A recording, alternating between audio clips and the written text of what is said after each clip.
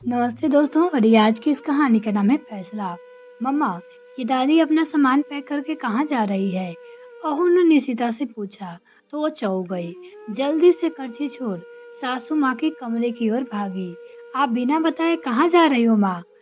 निशिता ने पूछा। बहू, मुझे राशि के पास जाना है। अब से मैं उधर ही रहूंगी। सुमिता जी ने सामान रख अटैची बंद करते हुए कहा। पर अचानक ऐसा क्या हो गया उन्हें जो आपको जाना पड़ेगा? कुछ बताइए तो सही। ना कोई तीज ना त्योहार, ना उनके घर कोई फंक्शन है। फिर आप ऐसे बेटी के घर जाकर रहेंगे तो लोग क्या कहेंगे? और आपको तो सबसे पहले लोगों की परवाह रहती है।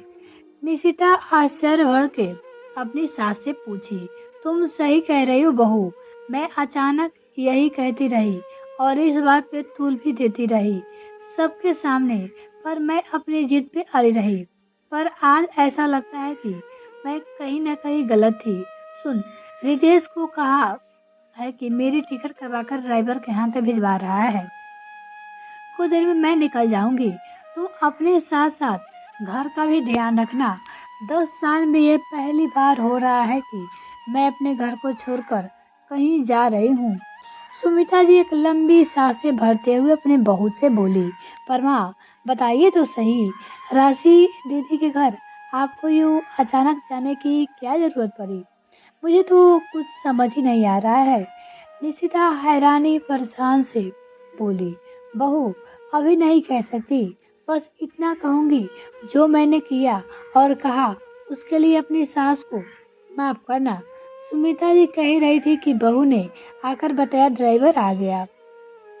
दादी को आने बोल रहा है। सुमिता जी निशिता को आशीर्वाद देकर निकल गई घर से। राशि के घर पहुंची तो उसकी हालत देख खुद को वो कोसने लगी अपनी बेटी के। बेटा, जब तुम्हें पता था तुमसे 2 छोटे बच्चे नहीं संभाले जा सकते तो साल भर के भीतर क्या ही जरूरत थी करने की, जल्दी बच्चे करने की? सुमिता जी जल्दी से 2 माह के दिव्य को गोद में लेते हुए बोली। माँ, सासू माँ ने निकुंज को इतना सिखा पढ़ा दिया है कि वो मेरी कोई बात सुनने को तैयार ही नहीं थे। कहने लगे यार हमें दो, बच्चे करने तो है, कर लेते हैं जल्दी। माँ की उम्र हो रही है, वो कहाँ से फिर बाद में हमारी मदद करा पाएगी? और तुम्हारी माँ यहाँ का रहने से रही और मैं बहुत दिनों के लिए तुम सबको मायके नहीं भेज सकता। मेरा मन नहीं लगता। पता माँ, निकुंज विदेश जाने की सोच रहा है और इसी चक्कर में बच्चे जल्दी कर लिए है। उधर पालने पोसने में झंझट ना हो। चलो ये बताओ, तुम कितने दिन रह पाओगे यहाँ और अभी भी होटल में ही जाकर रहोगी? राशि ने सुमिता जी से पूछी।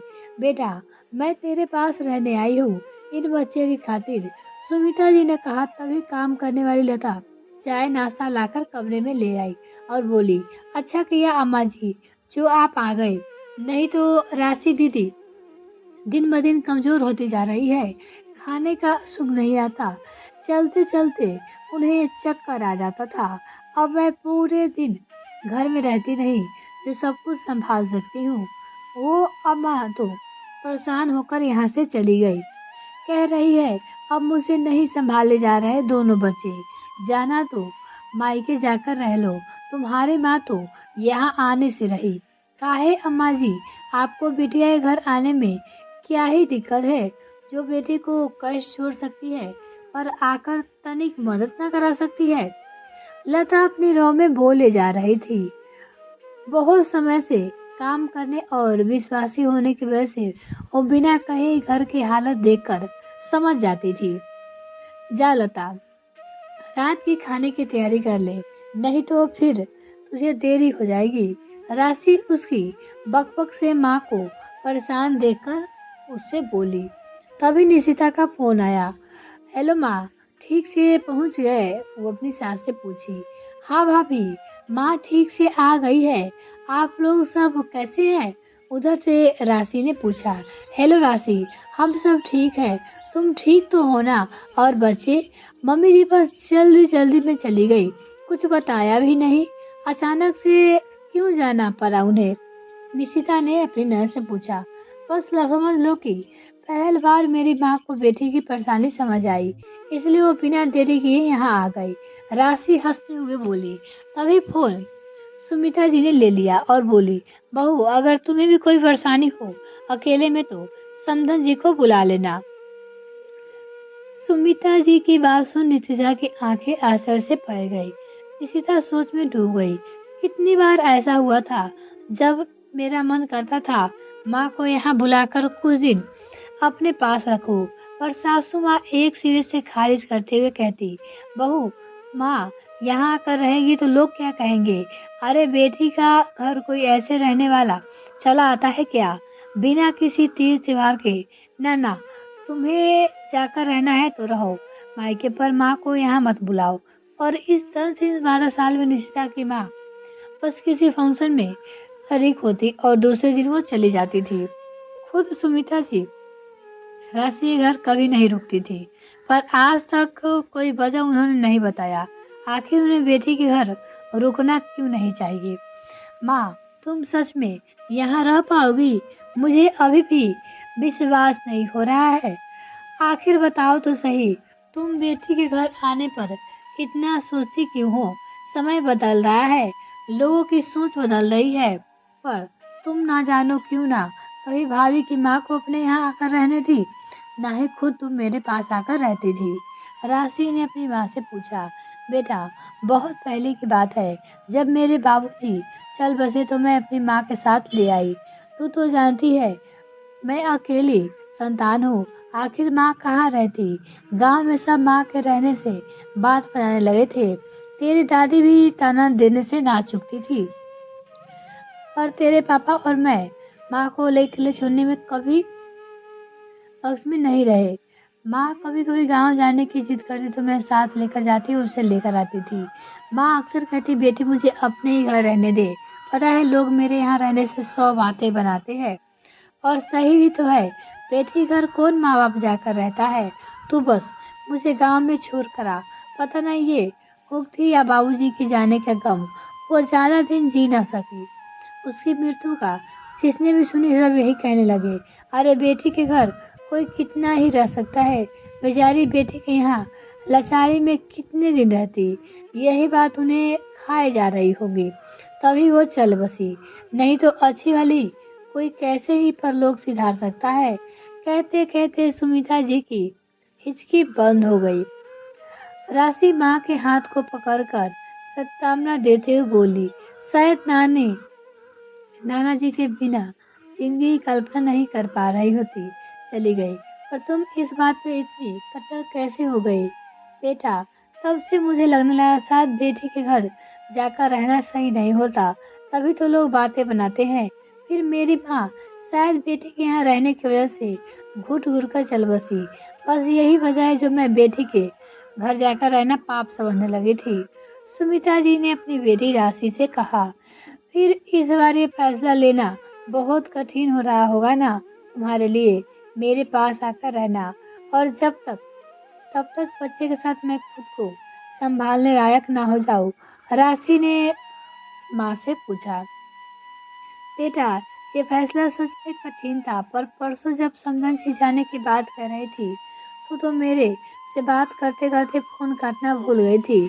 मुझे याद है समधन जी ने कहा था, बहू पता नहीं तुम्हारी माँ ने कौन सा कसम खा रखा है जो यहाँ आने से बचना चाहती है।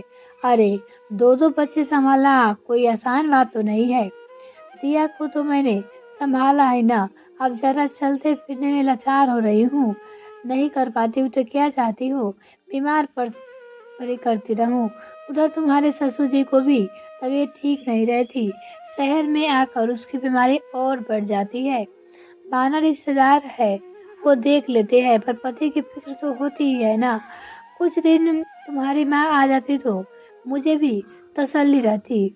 ऊपर से ना तो तुम ठीक से खाती पीती हो, जब देखो सिर घूमता रहता है। अब तुम ही बताओ मैं क्या करूँ?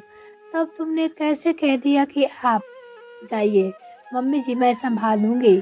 अब मम्मी यहाँ नहीं आती तो मैं उन्हें जबरदस्ती तो आने की नहीं कह सकती, पता नहीं उसकी क्या मजबूरी रहती है। ये सब सुनकर मेरा सिर घूम गया। बेटा मेरी बच्ची जिसे मैंने इतने नाजों से पाला पोसा, आज वो तकलीफ में है और मैं अपनी घटिया सोच पे अटकी पड़ी हूँ। लोग क्या कहेंगे? बस तभी फैसला कर लिया। बेटी मेरी है तो उसकी तकलीफ मैं कैसे ना समझूं। तेरी सास के जाने के साथ तेरी परेशानी की कल्पना से ही सिहर उठी। अकेले दोनों को संभालना आसान नहीं है, वो भी जब 1.5 साल का अंतर हो। कहते हुए सुमित्रा जी दिव्य को बिस्तर पर सुलाने लगी, जो नानी की गोद में हिलाते बैठे वो सो गया था। माँ सच कहूँ, तुम्हारे आने से ऐसा लग रहा है मैं भी अब चैन से कुछ देर सो पाऊंगी। राशि ने अपनी माँ से कहा। हाँ मेरी बच्ची, तेरे लिए ही तो अपनी सोच को छोड़कर आई हूँ तेरे पास। कह सुमिता जी राशि को सीने से लगा ली। दोस्तों, अब तो ये बहुत कम लोग मानते हैं, पर अभी भी कुछ लोग ऐसे हैं जो कि बेटी के घर जाकर रहने पे संकोच करते हैं। उन्हें खुद अच्छा नहीं लगता, पर ये सोच बदलनी हो चाहिए। बेटी भी आपकी भी संतान है। जब बेटे के घर पे रह सकते हैं तो बेटी के घर क्यों नहीं। अगर किसी की एक ही बेटी हो तो क्या माता पिता जरूरत पड़ने पे बेटी के साथ नहीं रह सकते? सोच तो बदलनी होगी अपने बच्चे की खातिर। इस पर अपनी प्रतिक्रिया आप मुझे कमेंट सेक्शन में लिखकर जरूर बताएं। और आपको ये कहानी कैसी लगी प्लीज कमेंट सेक्शन में लिखकर वो भी बताएं। अगर आपने अभी तक चैनल सब्सक्राइब नहीं किया तो प्लीज सब्सक्राइब कीजिए। Thanks for watching this video.